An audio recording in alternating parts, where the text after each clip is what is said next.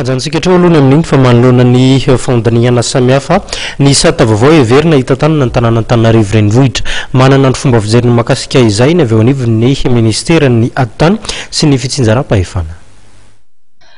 Mitarika resabe amin'izao fotoana izao ny volavolan-dalàna momba ny fitsinjaram-pahefana izay milaza ny sata hita tanàna ny tanàna Antananarivo.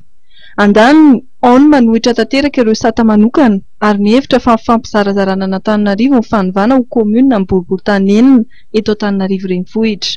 Ankilany, manohana izany ao anatin'izany ny fahefanam-panatanteraka fa ho fanatsarana amin'ny fitantanana ary alana minosika amin'ny fampidiran-ketra sy ny aba ny anasokajina ho komuna ny boriboritany enina eto Antananarivo. Nomafisin'ny ministry ny ady-tany izany androany.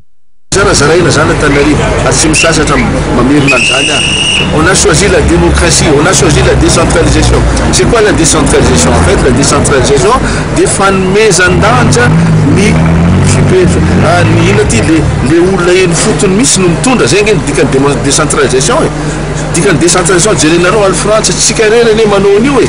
Any Frantsa maninona misy 20 arrondissement any Frantsa dia misy maire de Paris, maninona tsy tenenina fa zarazaraina Paris.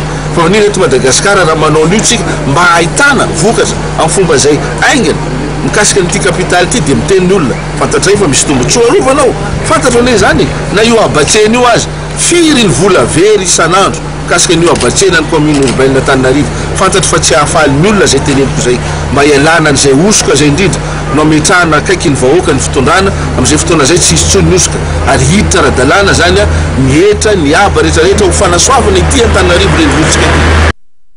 Ho tanterana amin'ity taona 2024 ity ihany ve ny fifidianana be ny tanàna. Rehefa vita ireo lalàna reo mipetraka ireo lalàna reo tsy maintsy fosa fifidianana atsika za mihitsy no mitena an'izany ary filoam-pirenena dia mahatsapa tsara fa hoe tsy maintsy atao fifidianana io rehefa mipetraka ireo lalàna reo zay ngamba ny fifidianana iezana ho tratra raha voate amin'ity herinandro ity moa ny loa mbola iveriny seniteny zay satria zareo tena mikirakira fifidianana fa ny tena tanjona vitaina amin'ity taona ity zany ny fifidianana kominaly.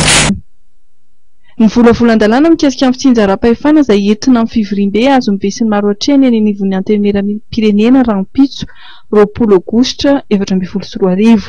Andrasana arak'izany raha olana ny solombavam-bahoaka na hitondrana fanontsinana ny volavolan-dalàna na torotry ny gouvernemanta momba fitsinjaram-pahefana ao anatin'izany ny sata manokana ny Antananarivo renivohitra.